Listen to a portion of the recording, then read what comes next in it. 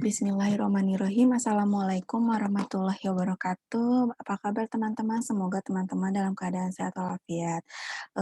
Untuk pertemuan kedua dengan saya, di sini saya akan memberikan pembelajaran materi mengenai standar pelayanan kebidanan. Ini satu lingkup dengan materi minggu lalu. Namun kan minggu lalu hanya membahas mengenai konsep dasar standarnya. Nah, sedangkan pada hari ini saya akan memberikan penjelasan mengenai standar pelayanan kebidanan itu kan ada banyak, ada beberapa macam, ada 24 standar. Nah, kita akan bahas satu persatu. Baik teman-teman, untuk mempersingkat waktu, saya langsung mulai saja. Saya akan meng-share PowerPoint-nya, kemudian teman-teman silahkan memperhatikan dan semoga teman-teman bisa memahami apa yang saya jabarkan, apa yang saya jelaskan. Baik, kita langsung saja teman-teman, saya izin share, PowerPoint-nya.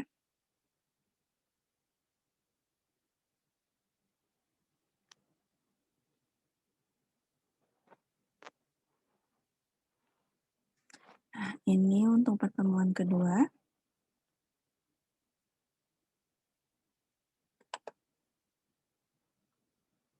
Nah, kita masih membahas mengenai standar pelayanan kebidanan. Selanjutnya ada learning outcome atau dengan pembelajaran kali ini apa yang harus kita capai. Yang pertama itu kita bisa paham mengenai penjelasan standar pelayanan kebidanan. Kemudian standar persyaratan minimal, yang ketiga ada menjelaskan standar penampilan minimal, dan yang keempat yaitu mengetahui model standar pelayanan kebidanan itu seperti apa saja. Nah, di sini ada pengertian dari standar pelayanan kebidanan. Nah, standar telah kita pelajari di minggu lalu merupakan pernyataan-pernyataan tertulis mengenai harapan-harapan tingkat keterampilan atau kompetensi untuk memastikan pencapaian suatu hasil. Jadi, standar ini harus nyata bentuknya, harus tertulis, harus jelas ya teman-teman. Jadi, misalnya tidak hanya omongan saja, tapi harus dituliskan dalam bentuk dokumen. Misalnya, hanya bilang bahwa bidan harus memberikan penyuluhan kesehatan kepada masyarakat secara komunikatif. Nah, itu tuh tidak hanya omongan saja, tetapi harus pernyataan tersebut tuh harus ditulis di dalam dokumen. Nah, itu yang dinamakan dengan karena pernyataan-pernyataan itu harus tertulis. Kemudian ada pelayanan kebidanan. Pelayanan kebidanan merupakan bagian integral atau secara menyeluruh dari pelayanan kesehatan dan berfokus kepada pelayanan perempuan. Telah kita ketahui bahwa siklus kehidupan perempuan itu dimulai dari konsepsi, kemudian ada bayi dan anak, remaja, usia subur, dan usia lanjut. Nah, jadi pelayanan kebidanan itu harus menyangkut kelima aspek siklus kehidupan perempuan tersebut. Dan yang ketiga yaitu pengertian dari standar pelayanan kebidanan. Nah, di sini standar pelayanan kebidanan itu merupakan pedoman yang diikuti oleh bidan dalam melakukan pelayanan kebidanan. Jadi, si bidan itu dalam melakukan tindakan, kemudian pelayanan kebidanan di rumah sakit, puskesmas, ataupun institusi harus berdasarkan standar pelayanan kebidanan agar tidak menyimpang. Selanjutnya, pengertian dari bidan. Bidan sendiri merupakan seseorang yang sekolah di pendidikan kebidanan, kemudian diakui oleh negaranya tempat berada dan telah menyelesaikan pendidikan kebidanannya dan memenuhi kualifikasi untuk terdaftar atau terregister dan memiliki izin yang sah untuk membuka praktek kebidanan. Ini menurut International Conference Midwifery tahun 2005. Dan, pengertian ini tuh selalu digunakan di buku-buku bahwa bidan adalah, nah ini yang digunakan. Kemudian di sini ada cakupan AKI atau AKB tahun 2015. Nah, di sini ada presentasi bahwa Indonesia merupakan kedua tertinggi AKI-nya se-ASEAN pada tahun 2015, yaitu dengan persentase 305 per 100.000 penduduk dan AKB-nya tahun 2017 yaitu sebesar 24 per 1.000 kelahiran hidup dan ini masih tergolong cukup tinggi dibandingkan negara-negara yang lain. Nah, kemudian mengapa saya memasukkan cakupan AKI atau AKB? Nah, karena ini berhubungan dengan standar pelayanan kebidanan. Asuhan kebidanan yang berkualitas perlu didukung dengan tersedianya standar asuhan kebidanan, kemudian tenaga bidan yang profesional, sarana dan fasilitas yang sesuai dengan kebutuhan. Jadi standar pelayanan kebidanan ini sangat berpengaruh terhadap terhadap kenaikan dan penurunan dari AKI atau AKB karena kan standar pelayanan kebidanan ini khusus untuk menyangkut pada siklus kehidupan perempuan, otomatis AKI AKB sangat berpengaruh dong. Nah, kemudian saya pernah membaca di sini ada beberapa penelitian dari WHO pada tahun 2000. Kemudian hasil evaluasinya dari 10 rumah sakit di Jawa Tengah dan Jawa Timur itu asuhan kebidanan belum didukung dengan tersedianya standar asuhan kebidanan dan standar pelayanan yang berkaitan dalam peningkatan kualitas asuhan kebidanan. Jadi standar pelayanan kebidanan dapat dikatakan sangat penting untuk menurunkan cakupan AKI atau AKB di Indonesia. Selanjutnya di sini ada syarat standar pelayanan kebidanan. Nah, syarat standar pelayanan kebidanan itu mencakup 5 poin. Yang pertama, menggunakan bahasa yang jelas, sederhana, dan mudah dimengerti. Kemudian yang kedua, dapat diterima dalam lingkungan asuhan yang diperlukan. Jadi sesuai dengan kewenangannya, misalnya kewenangan tindakan bidan. Jadi tidak di luar wewenang bidan. Kemudian dapat digunakan pada kondisi tertentu dalam melaksanakan asuhan kebidanan. Kemudian yang keempat, terpusat pada fungsi dan kegiatan yang harus dilaksanakan dan ditetapkan indikator keberhasilannya. Dan yang terakhir, dapat menampilkan pelayanan yang bermutu. Ini yang paling utama.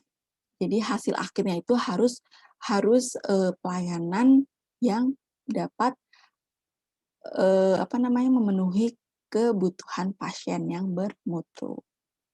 Nah, selanjutnya di sini ada manfaat standar pelayanan kebidanan. Nah, manfaatnya itu yang pertama ada memandu, mendorong, dan mengarahkan kinerja klinik dalam upaya menampilkan asuhan kebidanan yang bermutu. Kemudian sebagai parameter atau tolak ukur untuk menilai tingkat kualitas asuhan kebidanan yang diberikan.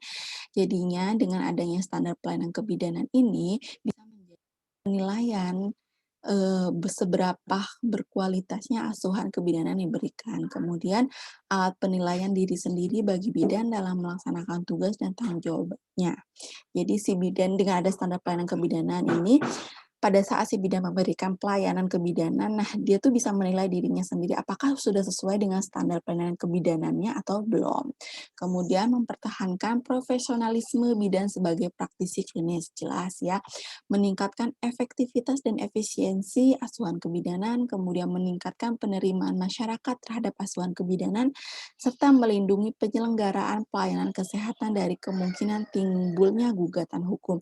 Jadi dengan adanya standar pelayanan kebidanan, tenaga kesehatan dapat terlindungi oleh hukum jika ada pasien yang bisa seperti malpraktek, seperti itu.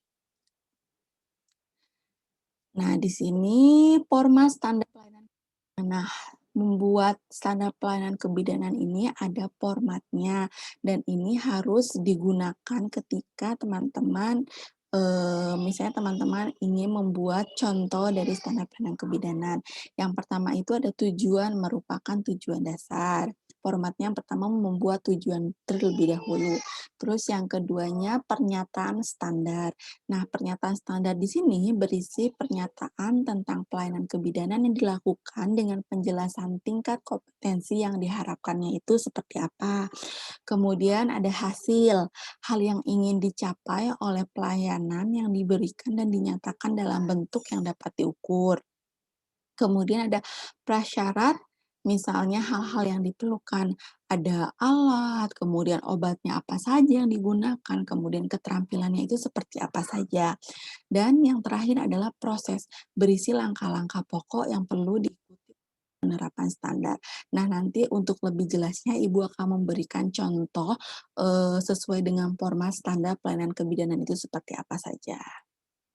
Nah, di sini ada, ini materi yang paling pokoknya yaitu ruang lingkup standar pelayanan kebidanan. Nah, ruang lingkup standar pelayanan kebidanan ini jumlahnya yaitu ada 24 standar pelayanan kebidanan. Ini dibagi menjadi 5 kelompok. Yang pertama, standar pelayanan umum, terdapat 2 standar. Yang kedua, ada standar pelayanan antenatal dibagi menjadi 6 standar.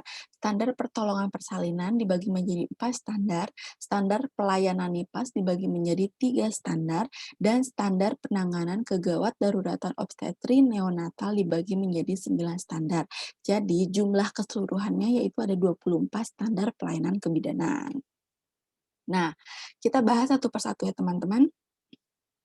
Nah, standar pelayanan umum. Pelayanan umum itu terdiri dari standar 1, standar 2, ada 2 standar ya. Standar 1 itu merupakan persiapan untuk kehidupan keluarga sehat. Pernyataan standarnya, bidan memberikan penyuluhan dan nasihat penyuluhan kepada perorangan keluarga dan masyarakat terhadap segala hal yang berkaitan dengan kehamilan, kemudian termasuk penyuluhan kesehatan umum, gizi, KB, kesiapan dalam menghadapi kehamilan dan menjadi calon orang tua, menghindari kebiasaan yang tidak baik dan mendukung kebiasaan yang baik. Ini merupakan standar pertama. Standar kedua yaitu pencatatan dan pelaporan. Pernyataan standarnya itu bidan melakukan pencatatan semua kegiatan yang dilakukannya, yaitu registrasi semua ibu hamil di wilayah kerja, kemudian rincian pelayanan yang diberikan kepada setiap ibu hamil bersalin, nifas, dan bayi baru lahir. Semua kunjungan penyuluhan kepada masyarakat itu dicatat dan dilaporkan. Itu standar 2. Nah, kemudian ada standar pelayanan antenatal. Standar pelayanan antenatal itu terdiri dari 6 standar. Yang ada standar 3, identifikasi ibu hamil, kemudian ada standar 4, pemeriksaan dan pemantauan antenatal, standar 5, palpasi abdominal, kemudian ada standar 6, pengelolaan anemia pada kehamilan, standar 7, pengelolaan dini hipertensi pada kehamilan, dan standar 8, persiapan persalinan. Nah, identifikasi ibu hamil, biasanya itu bidan melakukan kunjungan rumah dan berinteraksi dengan masyarakat secara berkala untuk memberikan penyuluhan dan motivasi ibu. Apalagi kan ibu kehamilan pertama, pasti pengalamannya belum dapat gitu kan, karena ini baru pengalaman pertama. Jadi si bidan itu dapat melakukan penyuluhan, kemudian atau memotivasi ibu atau suaminya untuk mendorong ibu untuk memeriksakan kehamilannya ke Vaskes. Kemudian ada standar 4 mengenai pemeriksaan dan pemantauan antenatal. Telah kita ketahui bidan memberikan sedikitnya 4 kali pelayanan antenatal, yaitu pada TM1 1 kali, TM2 1 kali, dan trimester 3 yaitu sebanyak 2 kali. Kemudian melakukan pemeriksaan, kayak misalnya anamnesis, kemudian pemantauan ibu dan janinnya, dan konsul si pasien mempunyai keluhan atau tidak, seperti itu. Kemudian ada standar 5, ada palpasi abdominal, yaitu bidan melakukan pemeriksaan abdominal secara seksama dengan melakukan palpasi dan menentukan, memperkirakan usia kehamilannya itu berapa, serta umur kehamilannya bertambah, memeriksakan kondisinya udah normal atau tidak, atau yang disebut dengan biasanya palpasi abdominal itu dinamakan Leopard, kan ada Leopard 1, 2, 3, dan 4. Nah, ini tugas bidan di standar 5.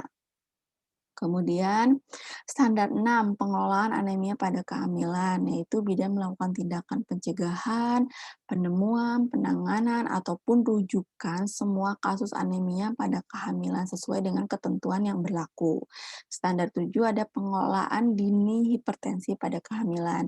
Bidan menemukan secara dini setiap kenaikan tekanan darah pada kehamilan dan mengenalkan tanda dan gejala preeklamsi lainnya, serta mengambil tindakan yang tepat dan merujuknya. Jadi si bidan tidak boleh telat pengambilan, maksudnya telat pendeteksian dini kalau misalnya si ibu ini punya hipertensi. Jadi sudah dideteksi awal kalau misalnya si ibu hamil ini memiliki, tanda atau riwayat keluarga bahwa keluarganya punya darah tinggi. Kemudian ada persiapan persalinan pada standar 8. Standar persiapan persalinan ini bidan memberikan saran yang tepat kepada ibu hamil dan suaminya, kemudian serta keluarganya pada trimester ketiga. Pada trimester ketiga ini kan si pasien diberikan saran yang tepat, persalinannya di mana, kemudian apa saja yang harus dipersiapkan pada saat proses persalinan, kemudian biayanya, kemudian ada transportasinya harus benar-benar disiapkan. Kemudian bidan hendaknya melakukan kunjungan rumah untuk hal ini. Jadi pada saat akan trimester 3 akhir ini, bidan lebih bagusnya untuk melakukan kunjungan rumah untuk memastikan bahwa si ibu sudah siap untuk melakukan persiapan persalinan. Nah, yang ketiga ada standar pertolongan persalinan. Standar persalinan ini dibagi menjadi 4 standar, yaitu ada standar 9, standar 10, standar 11, dan standar 12. Standar 9 yaitu asuhan persalinan kelas 1. Pernyataan standarnya yaitu bidan menilai secara tepat bahwa persalinan sudah mulai, kemudian memberikan asuhan dan pemantauan yang memadai dengan memberikan kebutuhan klien selama proses persalinan berlangsung. Telah kita ketahui kan asuhan persalinan kelas 1 itu ada fase laten dan fase aktif. Nah, si bidan memantau tuh dari fase laten ke fase aktifnya, jangan sampai bidannya kayak kecolongan seperti itu, tiba-tiba lahir atau misalnya adanya kelainan namanya partus persiptatus yang kayak kecepatan dalam bersalin, pembukaannya tuh terlalu cepat. Kemudian di sini ada standar 10. Standar 10 merupakan persalinan skala 2 yang aman. Standarnya bidan melakukan pertolongan persalinan yang aman dengan sikap sopan dan penghargaan terhadap klien serta memperhatikan tradisi setempat. Kemudian ada standar 11, penata laksana aktif persalinan skala 3, bidan melakukan penegangan tali pusat terkendali dengan benar, kemudian membantu pengeluaran plasenta dan selaput ketuban secara lengkap. Standar 12 ada penanganan skala 2 dengan gawat darurat janin melalui episiotomi. Kemudian di sini ada standar pelayanan NIPAS. Standar pelayanan NIPAS ini dibagi menjadi 3 standar. Ada standar 13, standar 14, dan standar 15. Standar 13 itu yaitu perawatan bayi baru lahir. Kemudian standar 14 itu penanganan pada 2 jam pertama setelah bersalin. Kemudian standar 15 pelayanan bagi ibu dan bayi pada masa NIPAS. Jadi pernyataan standar dari perawatan bayi baru lahir menilai bayi baru lahir untuk memastikan pernapasannya itu spontan atau tidak, kemudian ada enggak kelainan, kemudian melakukan tindakan atau rujukan sesuai dengan kebutuhan. Jadi kalau misalnya bayinya benar-benar asfiksia berat kan bisa cepat-cepat merujuk karena kan pada dasarnya bidan itu hanya melakukan tindakan yang normal, yang alami. Jika di luar wewenang segera merujuk. Seperti itu. Bidan harus juga mencegah dan menangani hipotermi. Selanjutnya ada standar 14 dan standar 15, teman-teman bisa membacanya, dipahami saja. Kemudian di sini ada standar penanganan kegawatan obstetri dan neonatal. Dibagi menjadi 9 standar, ada standar 16 sampai dengan 24 standar. Standar 16 ada penanganan perdarahan dalam kehamilan pada trimester ketiga. Dan standar 17 ada penanganan kegawatan pada eklamsi. Standar 18 penanganan kegawatan pada partus lama atau macet. Kemudian ada standar 19 persalinan dengan penggunaan vakum ekstraktor. Terus kemudian ada standar 20 penanganan retensio plasenta, kemudian ada standar 21 penanganan pendarahan postpartum primer, standar 22 penanganan pendarahan postpartum sekunder, dan standar 23 penanganan sepsis puerperalis, dan standar 24 penanganan asfiksi neonatal. Nah, kemudian tadi itu ada 24 standar pelayanan kebidanan, kalau misalnya saya membacanya terlalu cepat, teman-teman silahkan dipelajari lagi dan dibaca ulang setelah, saya memberikan materi. Kemudian di sini ada standar persyaratan minimal pelayanan kebidanan. Nah, standar persyaratan minimal ini merupakan menunjuk pada keadaan minimal yang harus dipenuhi. Jadi pada yang paling minimal ini harus dapat terpenuhi dengan caranya tersenggaranya pelayanan kesehatan yang bermutu. Nah, bagaimana caranya? Nah, ini disebut dengan standar persyaratan minimal. Nah, standar persyaratan minimal ini dibedakan menjadi 3 macam, yaitu ada standar masukan, standar lingkungan, dan standar proses. Nah, di sini ada standar masukan, standar lingkungan, dan standar proses. Standar masukan itu jika standar masukan menunjuk pada tenaga pelaksana. Jadinya ini yang paling utama pada pelaksananya. Standar masukan pelaksana atau disebut dengan standar of personal. Jika standar masukan menunjuk pada sarana, disebut dengan standar of fasilitas. Jadi standar masukan itu yaitu menunjuk pada tenaga pelaksananya dan pada sarananya. Contohnya, jenis dan jumlah tenaga kesehatan, jenis, jumlah sarananya, dan jumlah dananya, modal. Itu termasuk standar masukan. Sedangkan standar lingkungan yaitu populer dengan sebutan standar organisasi dan manajemen. Jadinya contohnya ini di sini ada garis-garis besar kebijakannya itu seperti apa, pola organisasi serta sistem manajemen yang harus dipatuhi oleh pelaksana pelayanan kesehatan itu seperti apa. Jadi itu termasuk standar lingkungan. Dan standar proses. Standar proses ini dikenal dengan nama standar tindakan. Baik buruknya mutu pelayanan kesehatan ditentukan oleh kesesuaian tindakan dengan standar proses. Jadinya kalau misalnya pelayanannya itu bermutu berarti sesuai dengan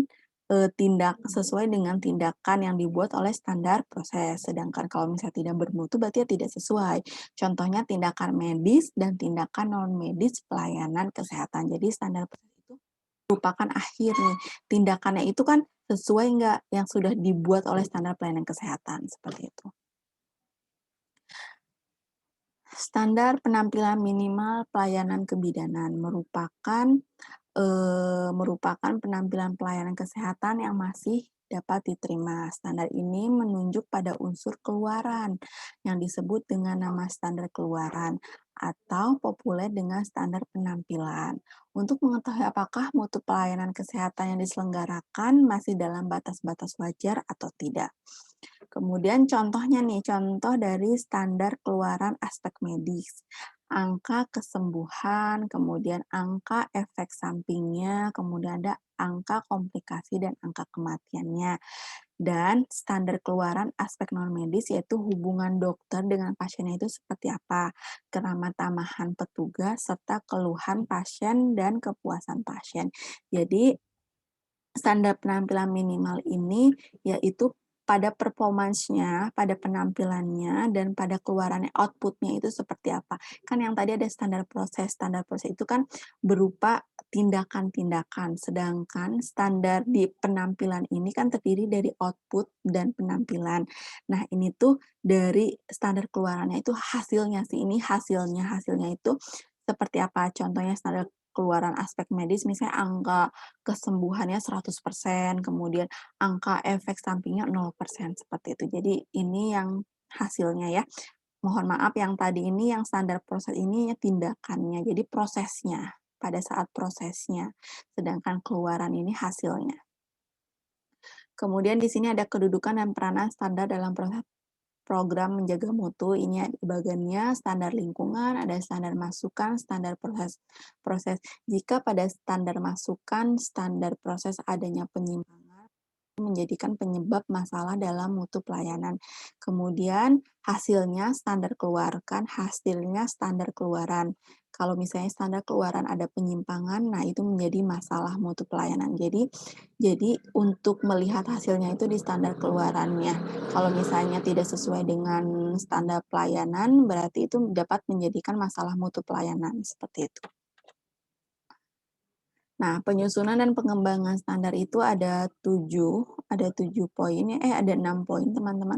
Yang pertama menetapkan tingkatan organisasi yang memerlukan standar, kemudian menetapkan area fungsi yang memerlukan standar, menetapkan kegiatan pokok yang memerlukan standar, kemudian menetapkan bagian dari kegiatan pokok yang memerlukan standar, 5 menetapkan kriteria standar yang diperlukan, kemudian merumuskan standar yang akan dipergunakan.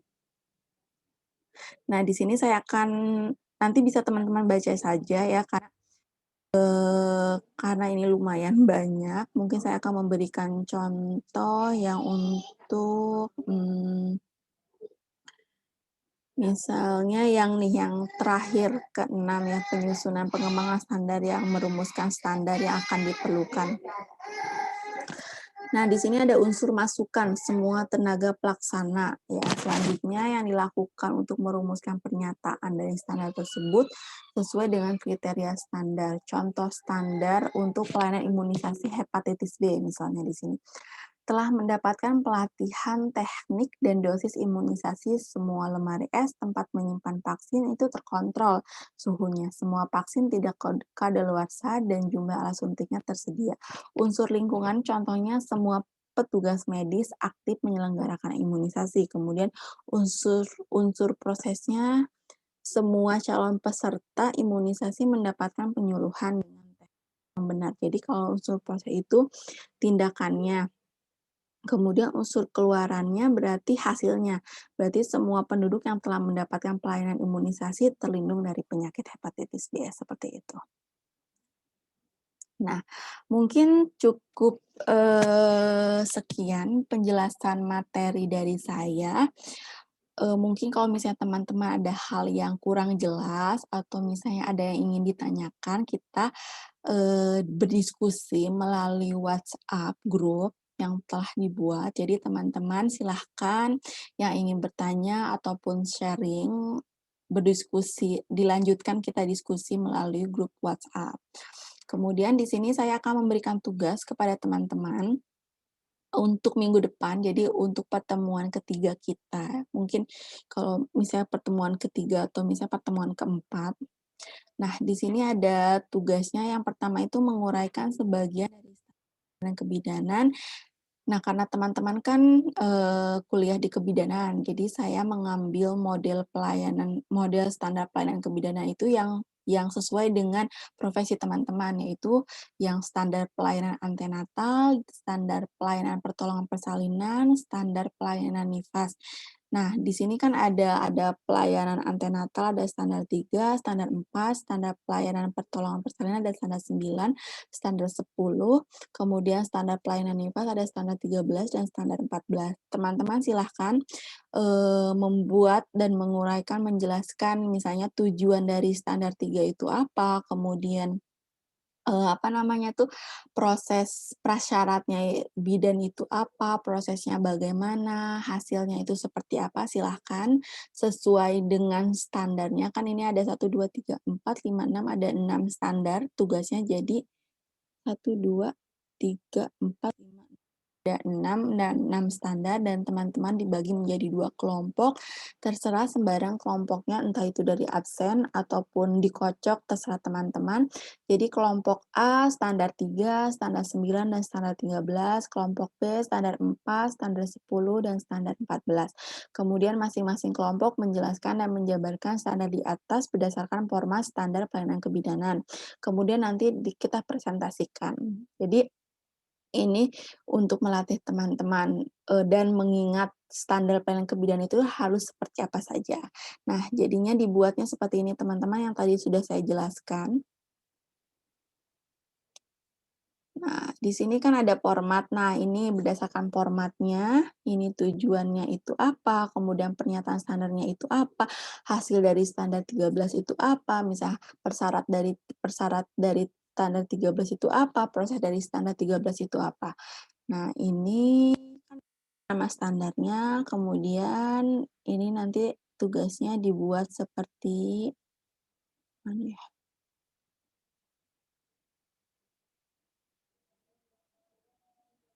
Oh ya, mohon maaf. Nah, contohnya ada di bawahnya ya. Nah, jadi teman-teman buat seperti ini. Saya memberikan contoh mengenai standar pelayanan umum, yaitu standar 1 persiapan untuk kehidupan keluarga sehat. Nah, tujuannya itu untuk apa? Untuk memberikan penyuluhan kesehatan yang tepat, untuk mempersiapkan kehamilan yang sehat dan terencana, serta menjadi orang tua yang bertanggung jawab. Kemudian, pernyataan standarnya, bidan memberikan penyuluhan dan nasihat penyuluhan kepada perorangan keluarga dan masyarakat. Kemudian hasilnya apa? Masyarakat dan perorangan ikut serta dalam upaya mencapai kehamilan yang sehat. Kemudian ibu dan keluarga masyarakat meningkat pengetahuannya. Karena ini kan tentang penyuluhan ya teman-teman, tentang persiapan untuk kehidupan keluarga sehat. Jadi kan bidan ditekankan untuk melakukan penyuluhan kesehatan. Kemudian prasyaratnya apa? Yang pertama, bidan bekerja sama dengan kader kesehatan dan sektor terkait sesuai dengan kebutuhan. Kemudian bidan dididik dan dilatih dalam hal sebagai berikut: penyuluhan kesehatan, komunikasi dan keterampilan, siklus menstruasi, perkembangan, kehamilan, dan lain sebagainya. Kemudian di sini prosesnya bagaimana? Nah, prosesnya bidan harus yang pertama merencanakan kunjungan teratur ke posyandu, kemudian hormati adat istiadat, kemudian beri penyuluhan yang dapat memotivasi masyarakat. Nah, seperti itu ya teman-teman contohnya. Jadi nanti teman-teman, pokoknya kan ini sudah dibagi nih, kelompok, 2 kelompok, masing-masing kelompok mendapatkan 3 standar, ada standar 3, standar 9, standar 13. Nah, standar 3 itu kan pelayanan antenatal, yaitu identifikasi ibu hamil. Nah, di identifikasi ibu hamil itu tujuannya itu untuk apa? Kemudian prasyarat pernyataan standarnya itu apa? Hasilnya tuh bagaimana? Kemudian prasyaratnya itu seperti apa? Dan bidan itu harus seperti apa? Nah, nanti teman-teman jabarkan setiap standar, kemudian nanti kita minggu depan presentasi. Oke, teman-teman. Semoga sehat selalu ya teman-teman dan bisa mengerjakan tugasnya dengan baik. Jadi ini kita kita belajar, sama-sama belajar, kita sama-sama mengenal tugas dan kewajibannya bidan itu seperti apa saja. Oke teman-teman, saya akhiri ya, kurang lebihnya saya mohon maaf. Wabillahi taufiq wal hidayah. Wassalamualaikum warahmatullahi wabarakatuh. Saya stop.